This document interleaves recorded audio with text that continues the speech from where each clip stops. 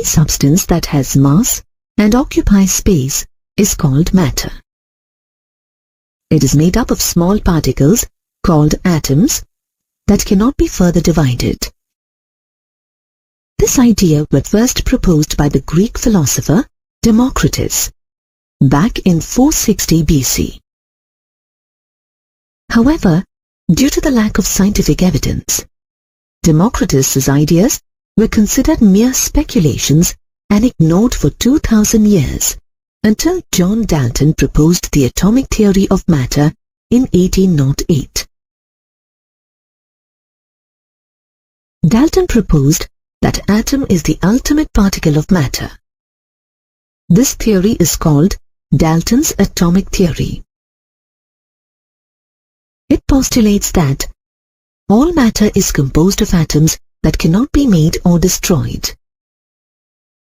All atoms of the same element are identical. Different elements have different types of atoms. Chemical reactions occur when atoms are rearranged. Compounds are formed from atoms of the constituent elements. Dalton's atomic theory was able to explain the laws of conservation of mass, multiple proportion, and constant composition. However, it could not explain the results of many experiments conducted by the scientists in the later part of the 19th century and 20th century. For example, it could not explain the electric nature of matter as explained by Michael Faraday through his experiment in 1830. Michael Faraday found that when electricity is passed through an electrolyte, which is a solution that conducts electricity, chemical reactions resulting in the deposition of matter at the electrodes take place. This experiment proved that electricity consists of charged particles, which in turn indicated the electric nature of matter. The structure of an atom, however, was demystified only when William Crookes conducted experiments to study electrical discharge through gases in 1879. The apparatus used for his experiments consisted of a glass discharge tube, now called cathode ray tubes or Crookes tubes, and a high voltage source of 10,000 volts. The discharge tube was sealed at both the ends and was fitted with a thin piece of metal called electrodes at each end. It had a side tube fitted with a stopcock that connected with a vacuum pump to control the pressure of the gas or air contained inside the tube. Crookes observed that at a low pressure of 0.01 atmospheres, when high voltage of 10,000 volts is applied across the electrodes of the discharge tube, current starts flowing inside the tube. To further study the behavior of this current, he punctured the anode inside the cathode ray tube and coated the glass tube behind the anode with a fluorescent material, such as zinc sulfide, and then repeated the experiment. This time, he noticed a bright spot on the coating behind the anode, which confirmed two things. One, the current consisted of invisible ray of particles, some of which could pass through the perforated anode. Two, these rays were emitted out of cathode and moved towards the anode. These rays were named cathode rays. Some other facts about the cathode rays were discovered in 1897 by J.J. Thomson and other scientists through a series of experiments. In one of his experiments, Thomson observed that if a pinwheel is placed in the path of the cathode rays, the ray caused the pinwheel to rotate. This implied that cathode rays are made of material particles that produced a mechanical effect. He then observed that if a metal foil is placed in the path of cathode rays, it becomes hot. This implied that cathode ray produced a heating effect. Thomson also observed that if a solid object is placed in the path of cathode rays, it produced a sharp shadow of the object. Therefore, he concluded that cathode rays travel in a straight line. However, when he applied an electric field to the setup, the cathode rays deflected towards the positive plate of the electric field. He observed the same result on applying a magnetic field. Therefore, he concluded that the cathode rays consisted of negatively charged particles, which he named electrons. Through his experiments, Thomson also concluded that the properties of cathode rays do not depend upon the material of electrodes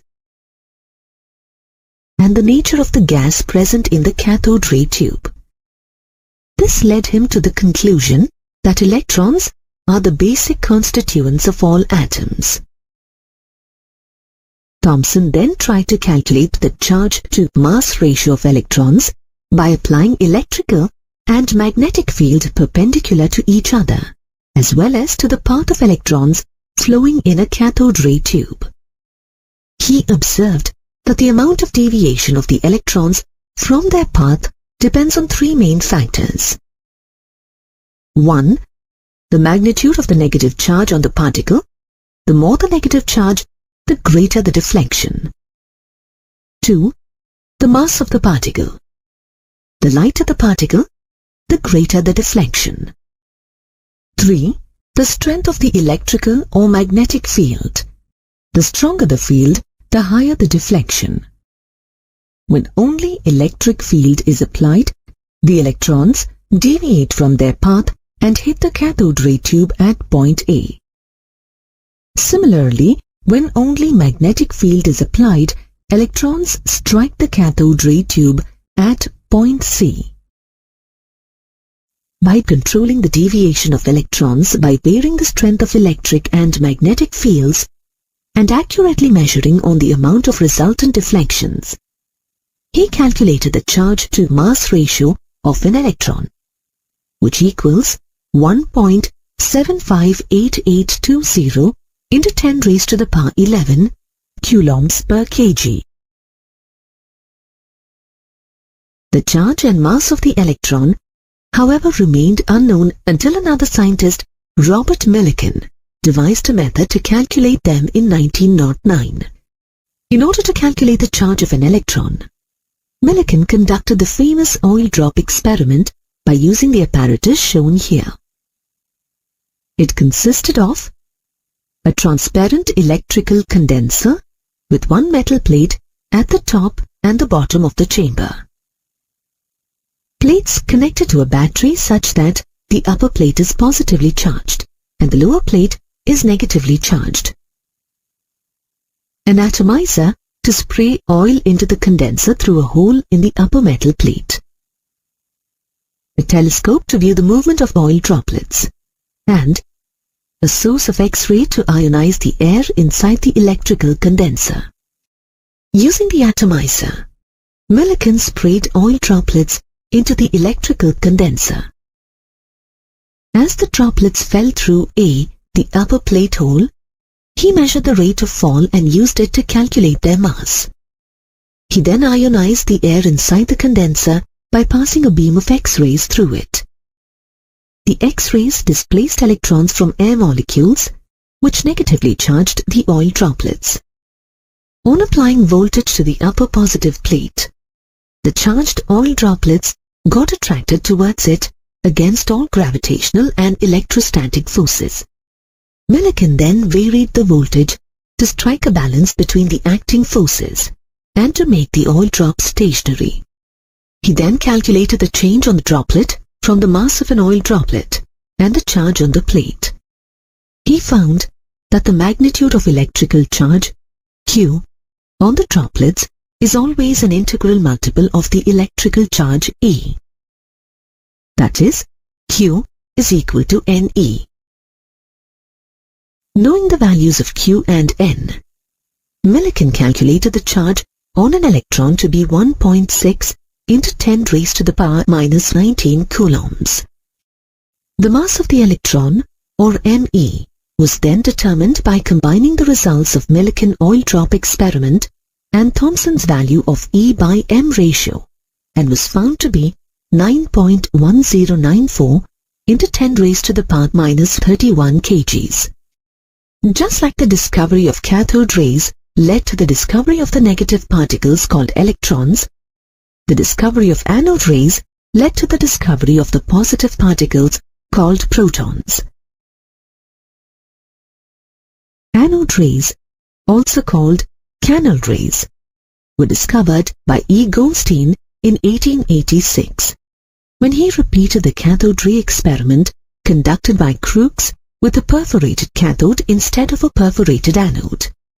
He observed that discharge tubes containing a perforated cathode also emit a glow at the cathode end. Goldstein concluded that in addition to the already known cathode rays, there is another ray that travels in the opposite direction. Since these rays passed through the holes or channels in the cathode, he called them canal rays. They consisted of positive ions, whose charge and mass values depended on the gas inside the discharge tube. Hydrogen gas produced the smallest and the lightest positive ions, with the magnitude of charge same as that of an electron, but with a positive charge, that is, plus 1.6 into 10 raised to the power minus 19 coulombs, and a mass that was found to be similar to that of a hydrogen atom, that is 1.67 into 10 raised to the power minus 24 grams. The mass of the positive particles originating from the other gases in the discharge tube was found to be whole number multiples of the mass of those originating from hydrogen gas.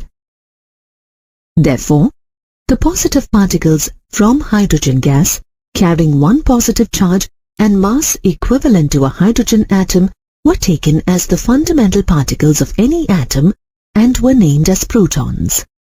By 1913, after performing a considerable amount of research on the charge and mass of negative and positive subatomic particles, scientists tried calculating the atomic mass. It was determined that the atomic number of an element is equal to the number of protons present in its nucleus. It was thought that since each proton has one unit mass on the atomic scale, the mass of an atom must be the number of protons present in the nucleus, as electrons have negligible mass. However, it was discovered that the mass of all protons in an atom put together is much less than the actual mass of an atom.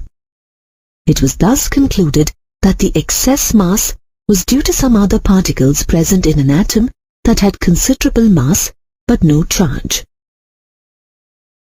Later in 1932, James Chadwick proved the presence of these heavy, neutral particles through a series of scattering experiments. In one of his experiments, on bombarding a beryllium plate with alpha particles, Chadwick observed the emission of a neutral particle whose mass was equivalent to that of a proton. He named this particle as neutron. After all the subatomic particles were discovered, it was concluded that an atom is made up of protons or positively charged particles, electrons or negatively charged particles, and neutrons that are neutral particles. The table here summarizes the properties of these fundamental particles. Through various experiments, it was established that an atom consists of subatomic particles such as protons, electrons, and neutrons. Now, let us look at the arrangement of these subatomic particles in an atom. Different models were proposed to explain the distribution of subatomic particles in an atom. Of these models, the models proposed by J.J. Thomson and Ernest Rutherford are of great significance as they paved the way for modern structure of an atom. Let's discuss both these models one by one. J.J. Thomson, in 1898, proposed the atomic model called Thomson's atomic model soon after the discovery of electrons. According to this model, An atom is a sphere of radius 10 to the power minus 10 meter with uniform distribution of mass and positive charge, with negatively charged particles called electrons embedded in it. In this model, the negatively charged particles that are embedded in evenly spread positive charge can be visualized as plums or raisins or seeds that are embedded in a pudding or watermelon. Therefore, this model is also called plum pudding, raisin pudding, or watermelon model. Although this model successfully explained the overall neutrality of the atom, it could not explain the results of the scattering experiment conducted by Ernest Rutherford. Also, it couldn't explain the stability of an atom. That is, how the positively charged particles are shielded from the negatively charged particles without getting neutralized. In order to validate Thomson's atomic model, in 1911, Rutherford and his students, Hans Geiger and Ernest Marsden, conducted an experiment called the gold foil experiment or alpha particle scattering experiment. Before we proceed to alpha particle scattering experiment, let us acquaint ourselves with the term alpha particle. Its source, other particles emitted from the same source, and their few characteristics. We know that certain elements emit radiation on their own, and this phenomenon is called radioactivity. The elements are known as radioactive elements.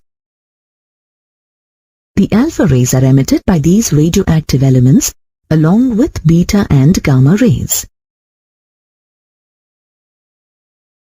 Rutherford found that alpha rays consist of high-energy particles carrying 2 units of positive charge and 4 units of atomic mass. Hence, these particles are dye-positive helium nuclei. The beta rays are negatively charged particles similar to electrons.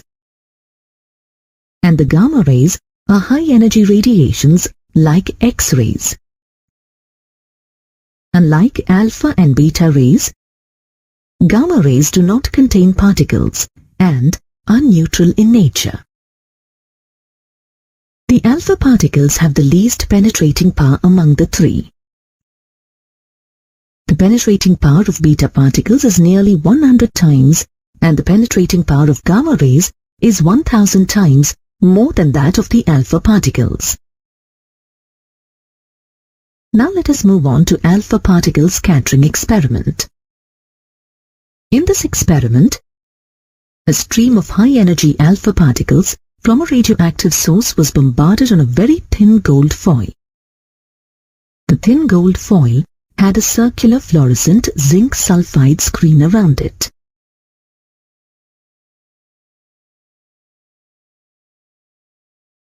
Whenever alpha particles struck the zinc sulfide screen, a tiny flash of light was produced at that point. If Thomson's model is correct, then all the alpha particles should pass through the gold foil almost undeflected. This is because the entire mass and positive charge is uniformly spread throughout an atom. However, the observations were quite contrary to these expectations. The following are the unexpected observations made in this experiment. Most of the alpha particles passed through the gold foil undeflected. A small fraction of the alpha particles were deflected by small angles. A few alpha particles were deflected by large angles. A very little amount of alpha particles, 1 in 20,000, were bounced back to the source, that is nearly by 180 degrees. Based on these observations, Rutherford concluded that as most of the alpha particles passed undeflected, most of the space inside the atom is empty. Only a small number of deflected particles suggested that the positive charge of the atom is not spread throughout the atom, as Thomson had presumed. Rather, it is concentrated at the center in a very small volume. The alpha particles that are deflected by larger angles and by 180 degrees indicated that the atom has a dense, positive charge with entire mass concentrated at the center. As the alpha particles approach much nearer to the massive positively charged center, they get deflected by larger angles, and as they directly hit the massive positively charged center, they get deflected nearly by 180 degrees. It is due to the increase in enormous repulsive forces from the massive positively charged center. Rutherford named the positively charged center present in an atom as nucleus. Calculations by Rutherford showed that the volume of the nucleus is negligible as compared to the total volume of the atom. For an atom of radius 10 to the power minus 10 meter, the radius of the nucleus is about 10 to the power minus 15 meter. That means, if a cricket ball represents a nucleus, the radius of the atom would be about 5 kilometers. Based on the observations and conclusions of the gold foil experiment, Rutherford proposed a new atomic model called Rutherford's nuclear model of atom immediately after the discovery of protons. According to the Rutherford's nuclear model of atom consists of a tiny, dense, positively charged center called nucleus. Entire positive charge and most of the atomic mass of an atom is concentrated in the nucleus. Electrons are found outside the nucleus. They revolve around the nucleus with high velocities in circular paths so as to counterbalance the electrostatic forces of attraction between the protons and electrons. Electrostatic forces of attraction hold the electrons and the nucleus together in an atom. As electrons move in circular paths around the nucleus, just like planets revolve around the sun in the solar system, Rutherford's atomic model is also called planetary model. Thus, Rutherford's model could account for the presence of nucleus and electrons outside the nucleus. However, it failed to explain the stability of an atom. According to the Maxwell's theory of electromagnetic radiation, a charged particle in circular motion emits energy continuously. Hence, an electron revolving round the nucleus also loses energy.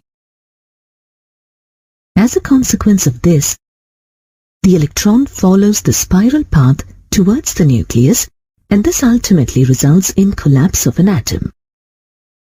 The composition of an atom can be represented symbolically as ZXA, as shown here. The symbol X represents the symbol of the element. The superscript A on the left-hand side of X represents the atomic mass number, and the subscript Z on the left-hand side represents the atomic number of the element. As you have learnt before, atomic number Z gives the total number of protons present in an atom, while the atomic mass number gives the total number of protons and neutrons present in that atom. Let us work on a simple problem before proceeding further. An atom has 29 electrons and 35 neutrons. Calculate the number of protons and the mass number of the element. Also write the complete symbol for the atom.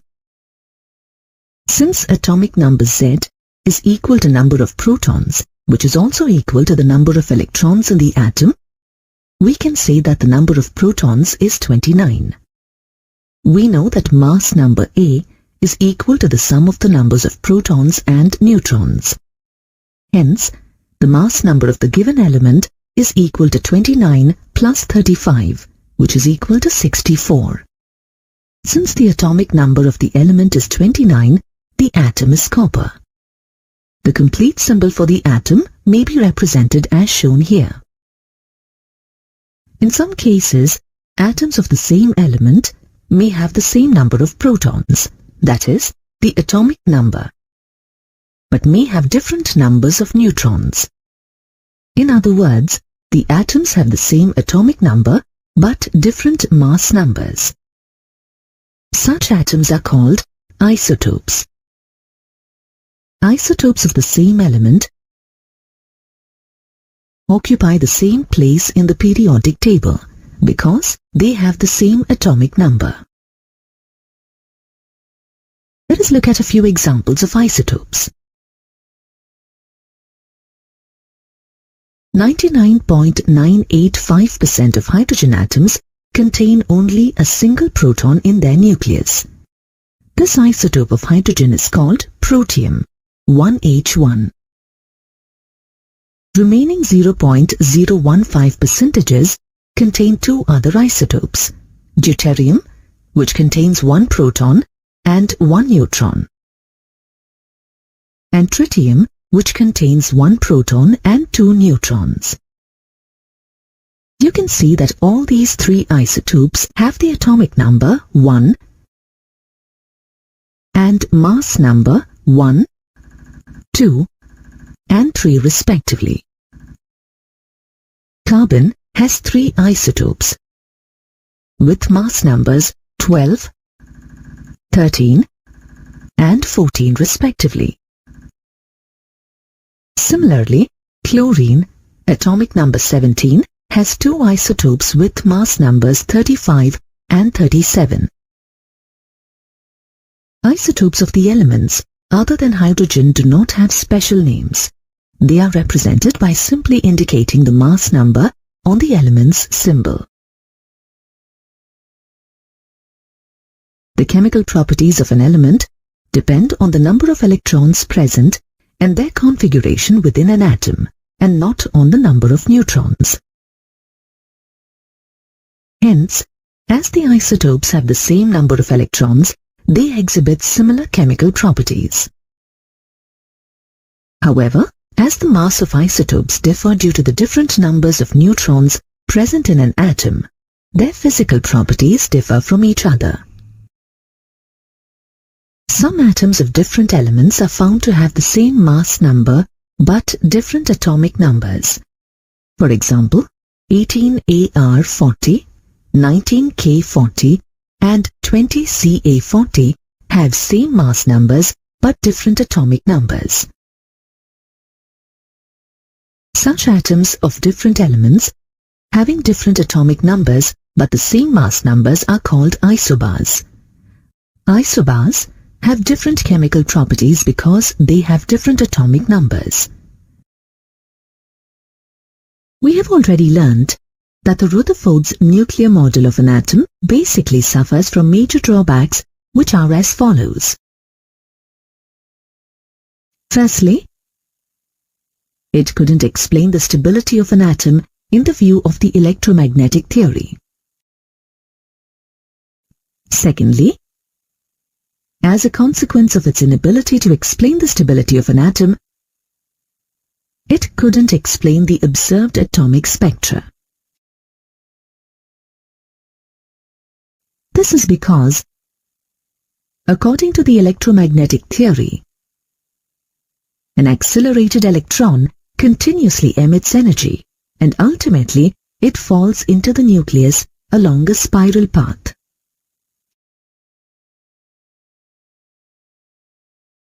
As the electron is emitting the energy continuously, the spectra of such an atom also should be continuous. But the spectra of elements indicate that atoms emit energy discontinuously, and hence the Rutherford's atomic model couldn't explain the observed spectra of atoms.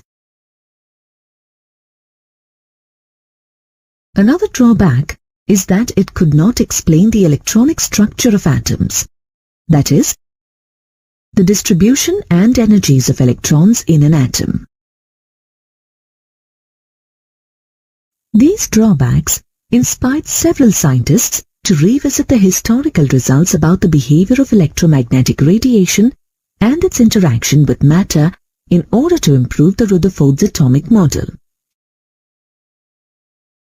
The improvised outcome of the Rutherford's atomic model is the Bohr's atomic model. Bohr's theory could successfully explain the stability of an atom as well as the discontinuous spectra for hydrogen atom. To understand the Bohr's atomic model, it is necessary to first acquaint ourselves with the nature of electromagnetic radiations.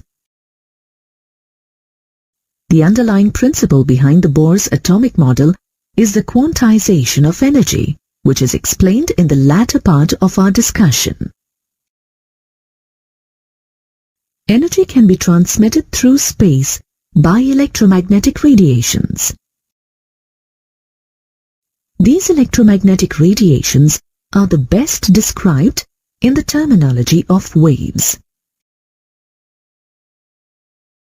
The wave nature of electromagnetic radiation was established in 1870 by James Clerk Maxwell. Let's now understand the general characteristics of waves. An object produces a series of waves when it vibrates continuously. However, the vibratory motion of charged particles, like electrons, produce a wave train of oscillating electrical field and magnetic field. Such waves, which are produced due to the periodic motion of charged particles, such as electrons, are called electromagnetic waves. This is suggested by James Maxwell. Note that the name electromagnetic radiations is attributed to the waves that consist of oscillating electrical and magnetic properties. An electromagnetic wave can be represented as shown.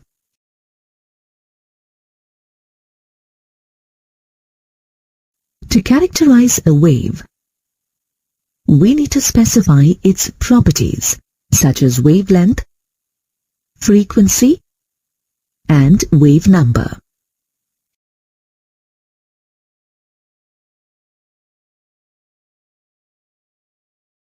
A wavelength is the distance between two successive crests or troughs of a wave. Wavelength is denoted by the Greek letter lambda. It is expressed in either centimeters or meters or in angstrom units. The next characteristic of a wave is the frequency. Frequency is the number of waves that pass a given point in 1 second. It is denoted by the symbol nu and is expressed in hertz. Velocity of a wave is defined as the distance traveled by a wave in 1 second. Velocity is denoted by c and is expressed in centimeter per second. Let's now understand the relationship between the wavelength, frequency, and velocity of a wave.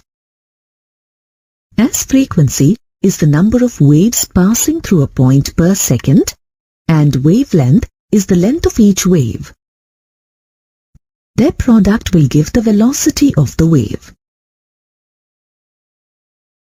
The electromagnetic waves travel through empty space with the velocity of light. The last characteristic of a wave is the wave number, which is defined as the number of wavelengths per unit length. It is denoted by the symbol nu bar and given by the equation nu bar equals 1 by lambda per centimeter. Now, let us solve a numerical problem on the basis of the characteristics of a wave. Calculate the wave number and frequency of violet radiation having wavelength 4000 angstrom. First, let us calculate the wave number. The first step involves writing the formula to calculate wave number, that is, nu bar equals 1 by lambda. The given lambda value is 4000 angstroms, which is equal to 4 multiplied by 10 raised to the power of minus 7 meters. The second step involves substituting the value of lambda in this equation.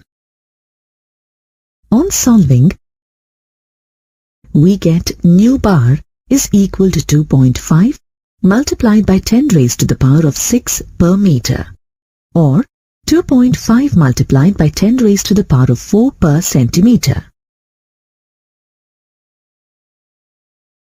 Now, let us calculate the frequency of violet radiation. The first step involves writing the corresponding formula nu equals C divided by lambda. The second step involves substituting the value of lambda, that is, 4 multiplied by 10 raised to the power of minus 7 meters, and velocity of radiation, which is equal to 3 multiplied by 10 raised to the power of 8 meter per second in the above equation. On solving, finally we get 7.5 multiplied by 10 raised to the power of 14 per second.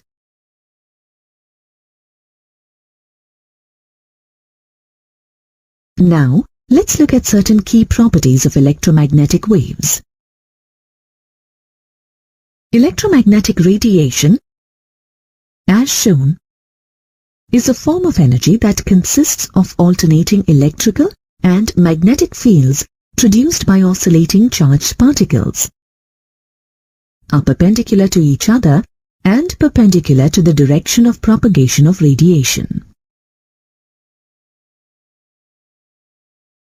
Unlike sound or water waves that require a medium for propagation, electromagnetic waves can move in vacuum at the velocity of light, that is, 3 into 10 raised to power 8 meters per second. All electromagnetic radiations travel with the same velocity but differ from one another in wavelength and therefore in frequency. Let us have a look at the arrangements of different electromagnetic radiations in increasing order of their wavelengths or in decreasing order of their frequencies.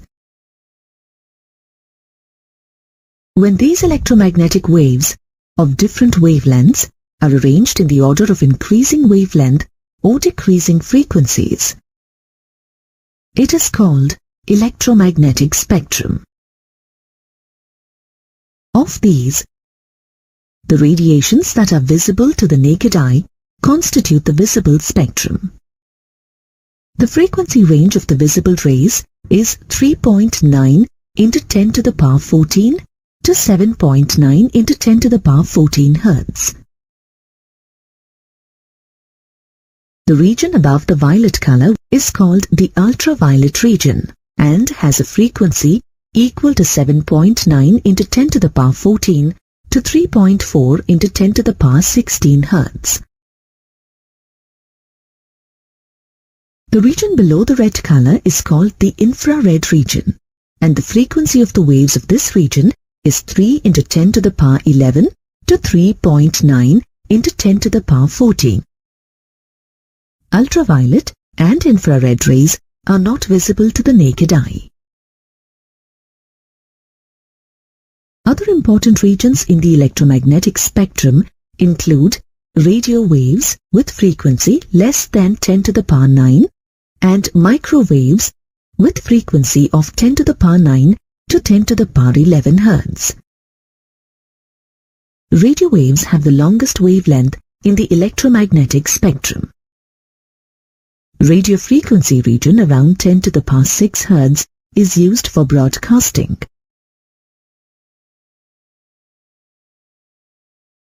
Microwave region around 10 to the power 10 is used for radar. Two other kinds of electromagnetic waves are X-rays and gamma rays. The wave nature of electromagnetic radiation successfully explains the phenomena of interference and diffraction. But the phenomenon of black body radiation, photoelectric effect, and the spectra of atoms were not explained. These things could be explained only if the radiation is assumed to be a stream of photons. That is, by considering particle nature. Let's understand these phenomena one by one. First, let us understand the phenomena of the black body radiation, which was given by Max Planck in 1900.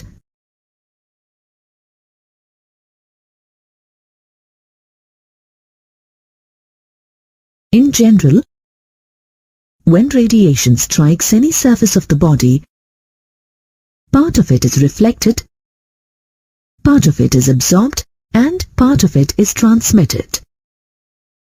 For example, when an iron rod is heated, at first it turns red. As the temperature is further increased, it becomes yellow, then white, and finally turns blue. This actually shows that the radiation is emitted in the order of increasing frequency, red light being of lower frequency and blue light being of higher frequency of visible region.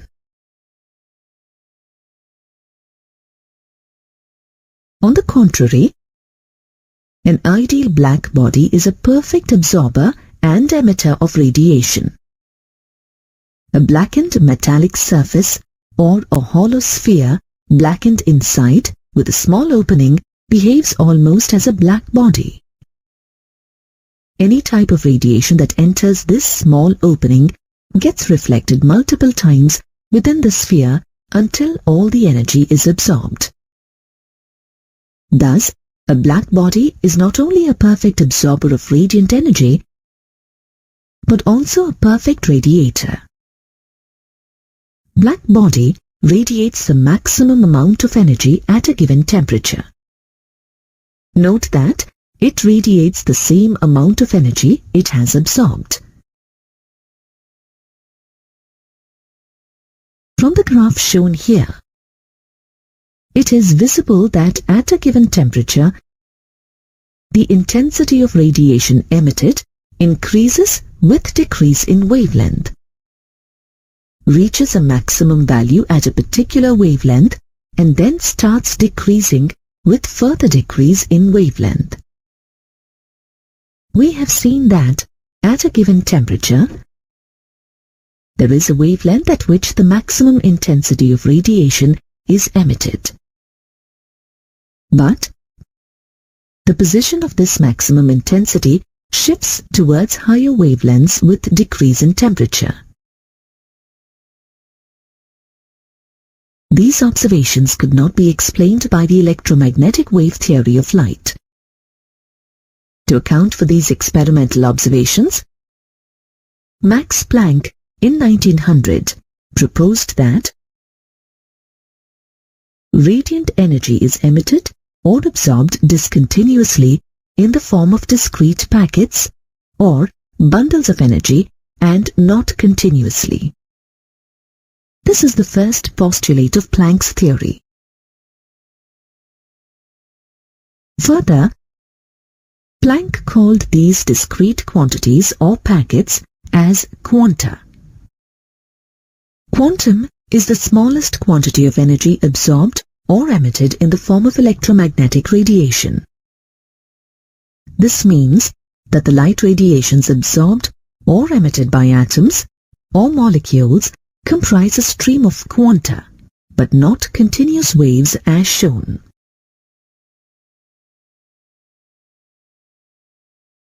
According to the second postulate, the amount of energy associated with the quantum of energy is proportional to the frequency of radiation.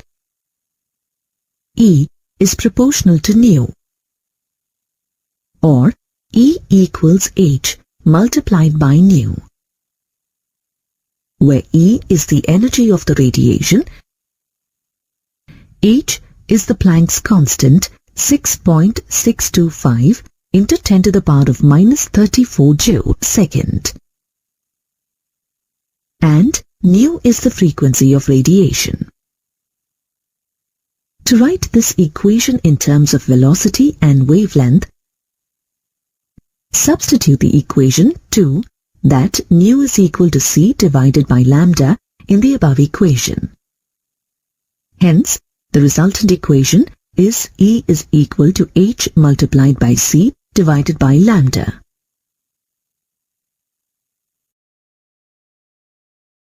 The third postulate says that the total amount of energy emitted or absorbed by a body will be a whole number multiple of quanta. That is, E is equal to nh nu. This means that an atom or molecule can absorb or emit either one quantum of energy or any whole number multiple of quanta. Note that only certain values of energy are permissible. This is called the quantization of energy.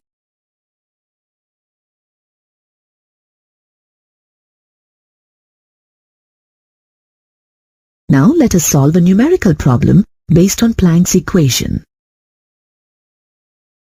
Calculate the magnitude of the energy of 1 mole of photons of radiation whose frequency is 4.96 multiplied by 10 raised to the power of 14 per second. The first step involves writing the expression for the energy associated with one photon, that is, E equals h nu. In the second step, let us substitute the values of h, that is, 6.626 multiplied by 10 raised to the power of minus 34 joule/second, and the given value of frequency, that is 4.96 multiplied by 10 raised to the power of 14 per second. On substituting and solving, finally, we get 3.286 multiplied by 10 raised to the power of minus 19 joules. The third step involves writing the expression to calculate the energy associated with 1 mole of photons. That is, E equals nh nu. Here, n is equal to 1 mole, that is 6.023 multiplied by 10 raised to the power of 23. On substituting the value of n, h nu, in the equation and solving, we finally get E equals 19.788 multiplied by 10 raised to the power of 4 joule per mole, or 197.882 kilojoule per mole. In the previous module, we have learnt about the emission of radiation from a black body on the basis of particle nature. Now let us look at the photoelectric effect, which is also explained on the basis of particle nature. In 1887, Hertz performed an experiment in which he observed that when the surface of certain metals, such as cesium, potassium, sodium, rubidium, and so on, are exposed to a beam of light as shown, electrons were ejected. This is called the photoelectric effect. The electrons thus emitted are called photoelectrons. From this experiment, the following observations were made. 1. No electrons are ejected from a metal if the incident light has frequency of less than a certain minimum frequency value, called the threshold frequency. 2. The number of photoelectrons ejected is directly proportional to the intensity or brightness of the incident light. 3. the kinetic energy of the ejected electron is directly proportional to the frequency of the incident light. These observations could not be explained using the laws of classical physics, according to which the number of electrons ejected and kinetic energy associated with these electrons depend on the intensity of the light radiation. However, it is observed that the kinetic energy of the ejected electron depends upon the frequency of the incident light, but not on the intensity of the light radiation.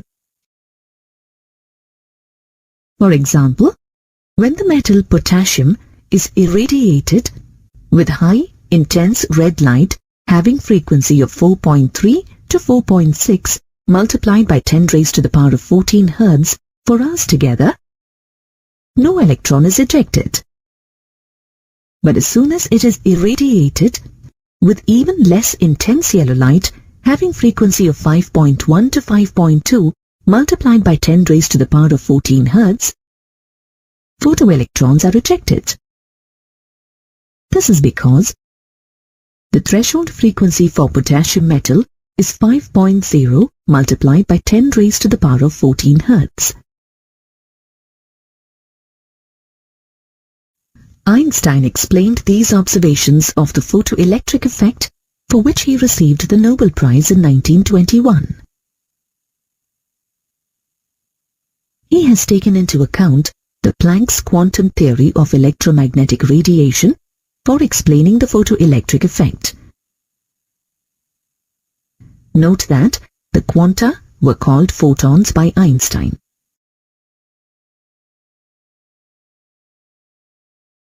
According to Einstein, electrons in metals are held by attractive forces by the metal kernels, that is, the positive ions of the metal.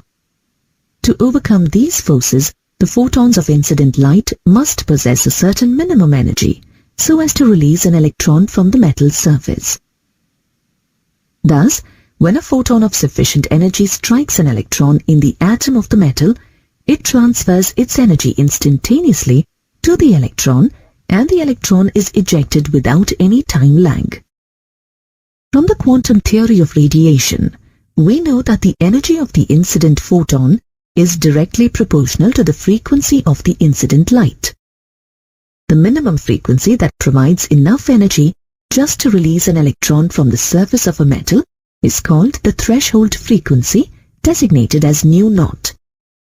Hence, when a beam of light, that is, a beam of photons, strikes the surface of the metal, electrons will be ejected only if the incident photons have the frequency nu greater than the threshold frequency nu0.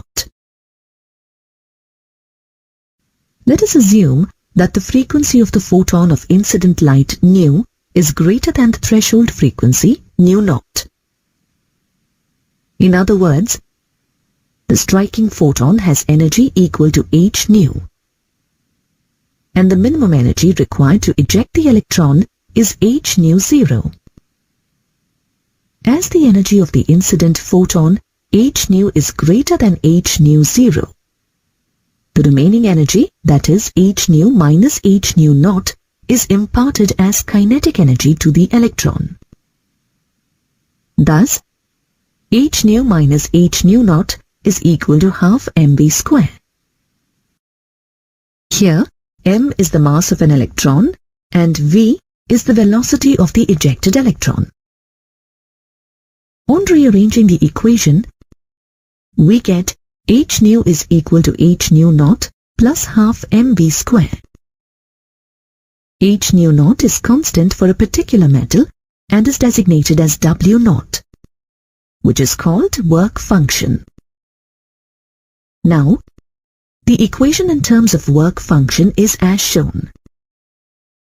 Let us observe the values of work function for a few metals.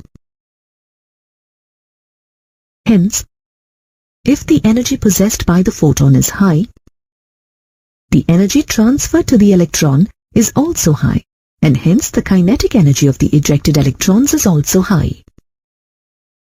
In other words, greater is the frequency of the incident light, greater is the kinetic energy of the ejected electron as shown in this graph.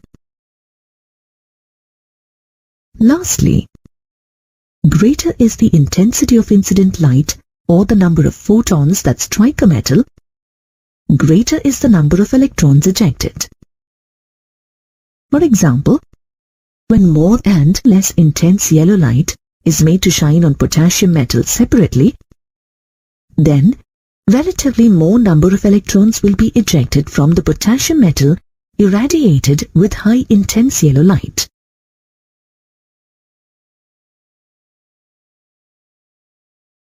Now let us solve a numerical problem based on photoelectric effect. Calculate the kinetic energy of an electron emitted from a surface of a metal when radiation of frequency 5.5 multiplied by 10 raised to the power of 17 per second hits the metal.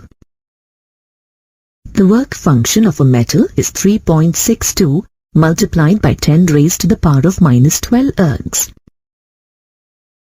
The first step involves writing the given data as shown and then writing the appropriate equation to calculate the given problem.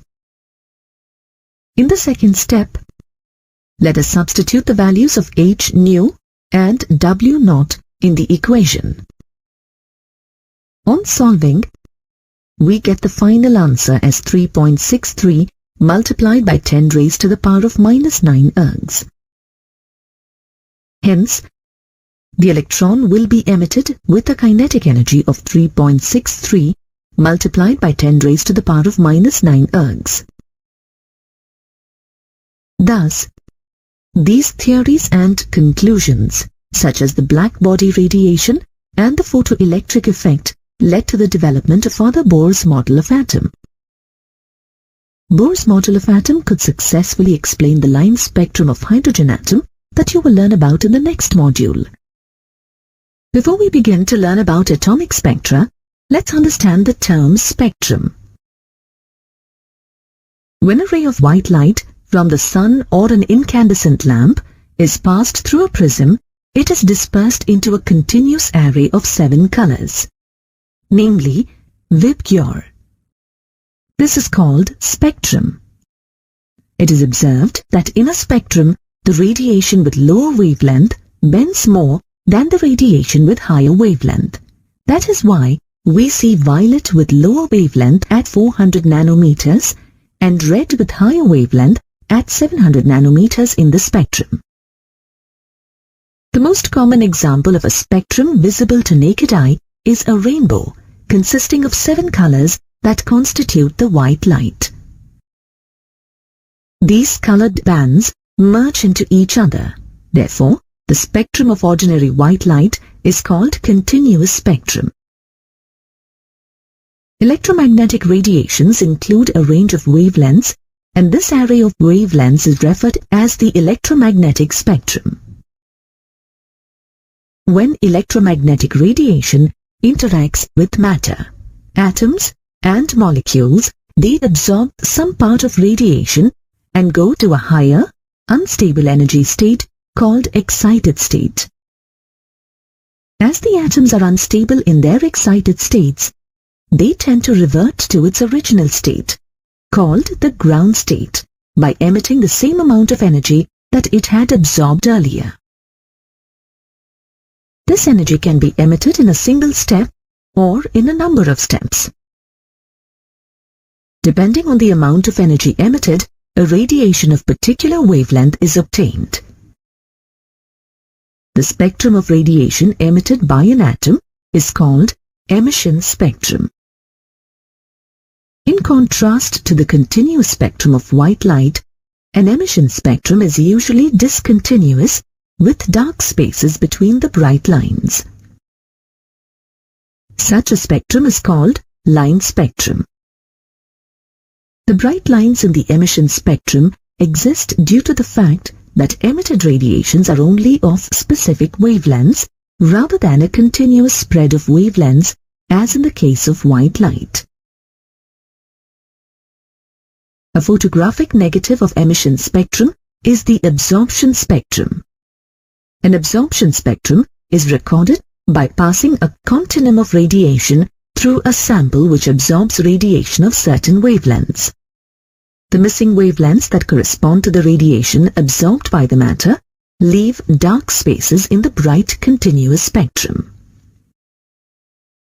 Unlike emission spectrum, absorption spectrum consists of a series of dark lines in the bright continuous spectrum.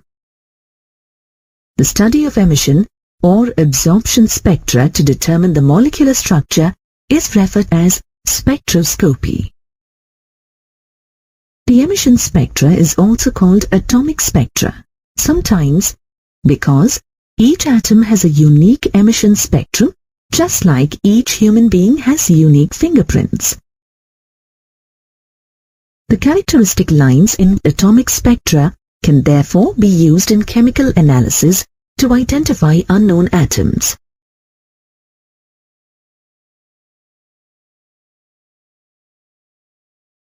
German chemist Robert Bunsen was one of the first investigators who used atomic spectra to identify elements. Elements like rubidium, cesium, thallium, indium, gallium, and scandium were discovered when their minerals were analyzed by the spectroscopic method. The presence of helium was also detected in the Sun by means of the spectroscopic method.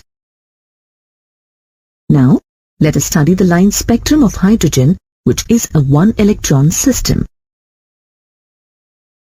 When an electric discharge is passed through hydrogen gas, hydrogen molecules dissociate to produce energetically excited hydrogen atoms. These excited atoms emit electromagnetic radiation of discrete frequencies while coming back to lower energy levels.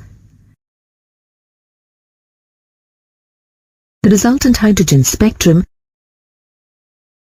consists of multiple series of lines that are named after their discoverers. The first series in the hydrogen atomic spectrum, Balmer series, was discovered by Johann Jacob Balmer in 1885. Its lines belong to the visible spectrum of electromagnetic radiation. These are observed when the electrons jump from n greater than or equal to 3 to n equal to 2 principal energy level. Balmer showed that if spectral lines are expressed in terms of wave number, then the visible lines of the hydrogen spectrum obey the formula wave number, nu bar equal to 1,09,677 multiplied by 1 divided by 2 square minus 1 divided by n square per centimeter. Here, n is an integer equal to 3, 4, 5, etc. Balmer's formula inspired the Swedish spectroscopist Johannes Rydberg to come up with a modified formula to describe all series of lines in the hydrogen spectrum. The equation may be written as wave number nu bar is equal to 1,09,677 multiplied by 1 divided by n1 square minus 1 divided by n2 square per centimeter. Here, n1 is equal to 1, 2, 3, etc. and n2 is equal to n1 plus 1, n1 plus 2, etc. The value 1,09,677 per centimeter is called the Rydberg constant for hydrogen. The first 5 series of lines that correspond to n1 equal to 1, 2, 3, 4, and 5 are known as Lyman, Balmer, Bastian, Brackett, and Fund series respectively. Each of these series, shown in the table, represents the line spectrum emitted by the electrons of hydrogen atom when they change state from N2 to N1 principal energy levels. Here, N1 and N2 represents the lower and higher energy levels respectively.